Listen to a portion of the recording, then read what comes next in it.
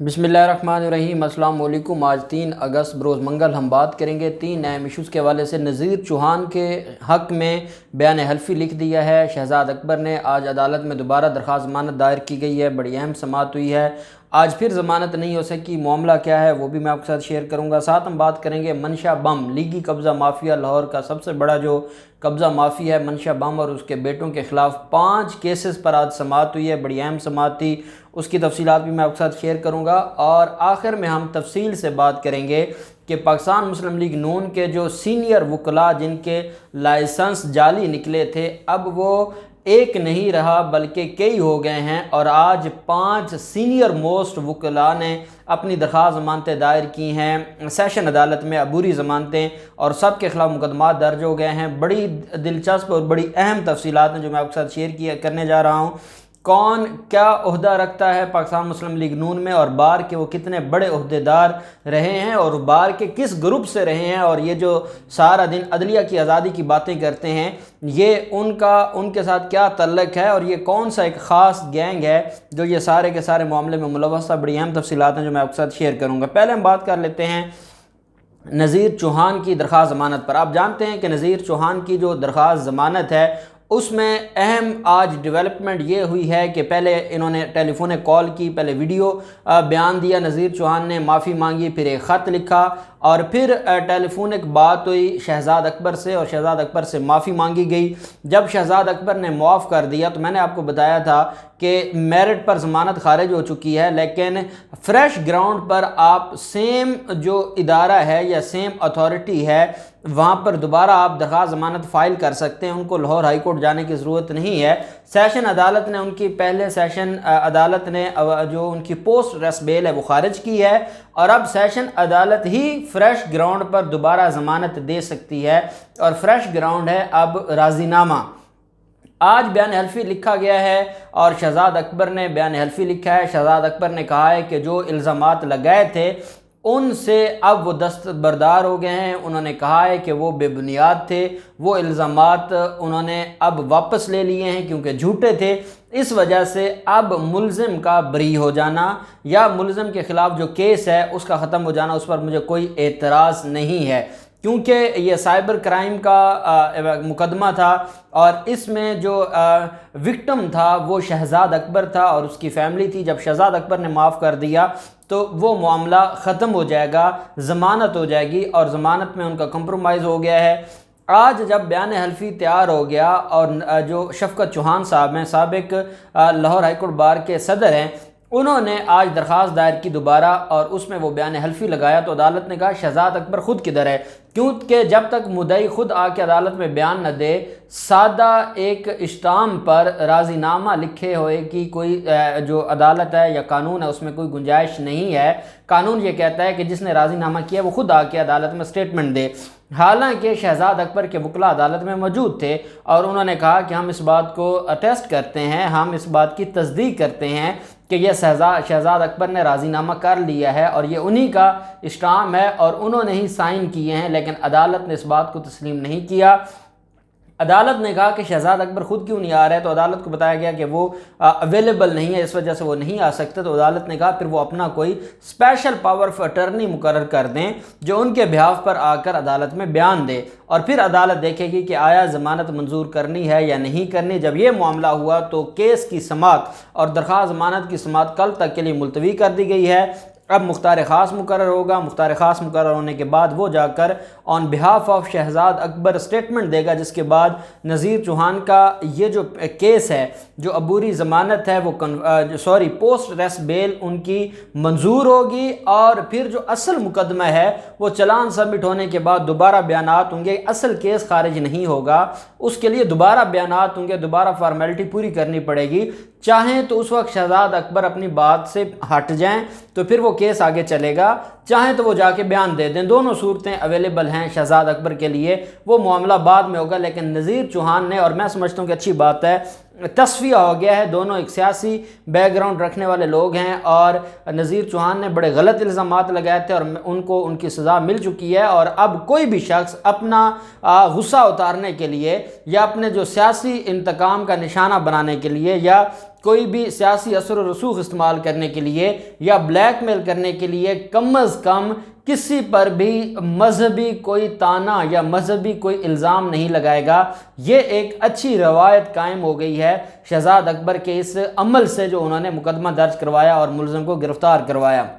دوسری طرف جو معاملہ ہے سیشن عدالت لاہور کی، اور اس میں منشا بم کے خلاف پلاٹ قبضہ کیس کی سماعت ہوئی ہے۔ یہ 5 مقدمات ہیں، اینٹی کرپشن نے مقدمات درج کیے ہوئے ہیں، اور منشا بم اور ان کی فیملی انہوں نے درخواست ضمانتیں اپنی دائر کی ہوئی ہیں، اور آج 5 کیسز میں درخواست ضمانتوں پر منشا بم اور ان کے 2 بیٹوں کی ضمانتوں پر سماعت ہوئی ہے۔ عدالت میں رپورٹ طلب کی گئی تھی، اور ملزم کے خلاف تھانہ ٹاؤن شپ لاہور میں بھی اراضی قبضہ سے متعلق 5 مقدمات ہیں، اور عدالت میں جو پولیس ہے انہوں نے اپنی رپورٹ آج سبمٹ کروائی، جس میں آج اہم چیز ہے وہ ہے وکیل درخواست گزار کی عدالت میں جو آرگومنٹس ہیں۔ انہوں نے عدالت میں کہا کہ سپریم کورٹ نے 100 موٹو نوٹس لیا، درخواست گزار منشا بم اور ان کے اہل خانہ کے خلاف تھانہ جوڑ ٹاؤن میں 19 فروری 2018 کو مقدمہ درج ہوا۔ یہ اس 100 موٹو نوٹس کی بات کر رہے ہیں جو 100 موٹو نوٹس لیا تھا ثاقب نثار نے، اور آپ کو یاد ہوگا کہ منشا بم پہلے نہیں جاتے تھے، پھر گرفتار ہوئے، پھر ہتھکڑی لگی، اور پھر ثاقب نثار نے پوچھا تھا آپ ہیں منشا بم جنہوں نے اندھیر نگری مچائی ہے، اور یہ وہاں رونے لگ گئے تھے، اور پھر انہوں نے معافی تلافی کی تھی جو ثاقب نثار تھے۔ پھر ثاقب نثار کا یہ جو معاملہ ہے مقدمہ درج ہو گیا تھا، اسی کا حوالہ دیا۔ 19 فروری 2018 کو مقدمہ درج ہوا۔ مقدمہ میں ان کے والد منشا بم، فیصل منشا، طارق منشا، عاصم منشا اور غلام عباس بطور ملزمان شامل کیے گئے۔ ان پر لوگوں کی پراپرٹی کو زبردستی قبضہ کرنے کا الزام عائد کیا گیا۔ پولیس نے تمام افراد کو گرفتار کیا۔ سپریم کورٹ کے حکم پر ان کے نام ECL میں شامل کیے گئے اور ان کو گرفتار کر لیا گیا۔ مقدمہ کا ٹرائل انسداد دہشت گردی کی عدالت کے جج عبد القیوم صاحب کی عدالت میں چلا۔ پروسیکیوشن عدالت میں اپنا کیس ثابت نہ کر سکی۔ انسداد دہشت گردی کے جج نے 7 نومبر 2019 کو منشا بم سمیت تمام اہل خانہ کو باعزت بری کر دیا۔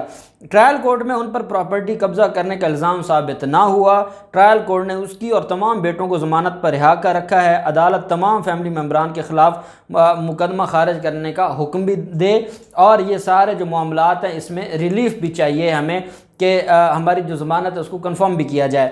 عدالت میں جو سرکاری وکلاء تھے انہوں نے کہا کہ جناب یہ مقدمہ یہ الگ معاملہ ہے، وہ الگ معاملہ ہے، اور اصل حقیقت یہ ہے کہ اب منشا بم کے خلاف کون آئے اور کون آ کر ایویڈنس دے، یا کون آ کر بطور گواہ پیش ہو یا کوئی ایویڈنس دے یا ثبوت دے، کیونکہ وہ اتنے بڑے مافیاز ہیں کہ جن لوگوں کے پلاٹوں پر قبضہ کیا وہی پیچھے ہٹ گئے۔ پولیس کیا کر سکتی ہے؟ لیکن اب کیونکہ حالات وہ نہیں رہے اور اب حکومتیں بدلی ہیں، اب انوائرمنٹ چینج ہوا ہے، عمر شیخ جیسے CCPO یہاں رہے ہیں، اب غلام محمود ڈوگر ہیں CCPO، تو وہ بڑے اچھے انداز میں قبضہ مافیا کے خلاف کارروائیاں کر رہے ہیں، اور یہی وجہ ہے کہ اب ان کے لیے یہاں چھپنے کی جگہ نہیں ہے، اور اب لوگ ان کے خلاف مقدمات درج بھی کروا رہے ہیں اور کیسز آگے بھی چل رہے ہیں۔ دوسری طرف پاکستان مسلم لیگ نون کا جو لائر ونگ ہے یا ان کے جو سینئر وکلاء ہیں، میں نے آپ کے ساتھ شیئر کیا تھا کہ شاہ نواز اسماعیل گجر جو کہ وائس چیئرمین رہا ہے پنجاب بار کونسل کا، اور وہ پہلے بھی پنجاب بار کونسل کا 5 سال ممبر رہا۔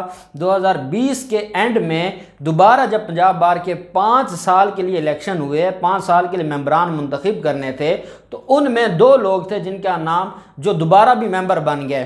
ایک جمیل اصغر بھٹی تھا جس نے ضمانت دائر کی ہے، اور ایک شاہ نواز اسماعیل گجر تھا۔